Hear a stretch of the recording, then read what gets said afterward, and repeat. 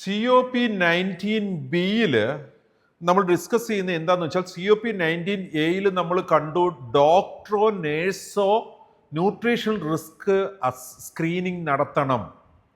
ആ nutritional risk സ്ക്രീനിങ്ങിൽ ഒരു patient nutritional റിസ്കിലാണ് എന്ന് കണ്ടാൽ ഡയറ്റീഷ്യൻ ഒരു ന്യൂട്രീഷണൽ അസസ്മെന്റ് നടത്തണം റിസ്കിലുള്ള എല്ലാ പേഷ്യൻ്റിനെയും. അല്ലാതെ ഹോസ്പിറ്റലിലെ മുഴുവൻ പേഷ്യൻ്റിനെയും ഡയറ്റീഷ്യൻ കാണേണ്ട ആവശ്യമില്ല. അഡ്മിറ്റ് ആയി കഴിഞ്ഞാൽ ഡോക്ടറോ നേഴ്സോ ആ റിസ്ക് ഫാക്ടർ സ്ക്രീനിങ് കഴിഞ്ഞ് ഇത് റിസ്കി പേഷ്യൻ്റ് ആണ് എന്ന് ന്യൂട്രീഷണൽ റിസ്ക് ഉണ്ട് എന്ന് ഫൈൻഡ് ചെയ്ത് കഴിഞ്ഞാൽ അങ്ങനെ ഫൈൻഡ് ചെയ്ത എല്ലാ പേഷ്യൻറ്റിനെയും ഡയറ്റീഷ്യൻ കണ്ട് ഏറ്റവും കുറഞ്ഞത് ആ പേഷ്യൻറ്റിന് ഒരു diet planning, diet preparation, distribution of diet അദ്ദേഹത്തിൻ്റെ റെസ്പോൺസിബിലിറ്റിയാണ് ഒരു ഡയറ്റീഷ്യൻ്റെ.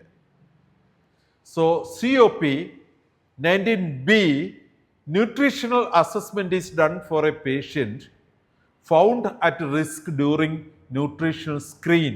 ആ ന്യൂട്രീഷൻ സ്ക്രീനിങ്ങിൽ റിസ്ക് ഉണ്ട് എന്ന് കണ്ട ഒരു പേഷ്യൻറ്റിനെ ന്യൂട്രീഷ്യൻ ഡയറ്റീഷ്യൻ വിസിറ്റ് ചെയ്യുകയും അസസ്മെൻ്റ് നടത്തുകയും ആ ഒരു അസസ്മെൻറ്റിന് ആനുപാതികമായിട്ട് സ്കോറിംഗ് വാലിഡേറ്റഡ് ടൂൾ ഉപയോഗിച്ച് സ്കോറിംഗ് കാൽക്കുലേറ്റ് ചെയ്യുകയും പ്ലാൻഡ് ഡയറ്റ് പ്രിപ്പയർ ചെയ്ത് ഡിസ്ട്രിബ്യൂട്ട് ചെയ്യുന്നതിന് സഹായിക്കുകയും ചെയ്യണം COP19B.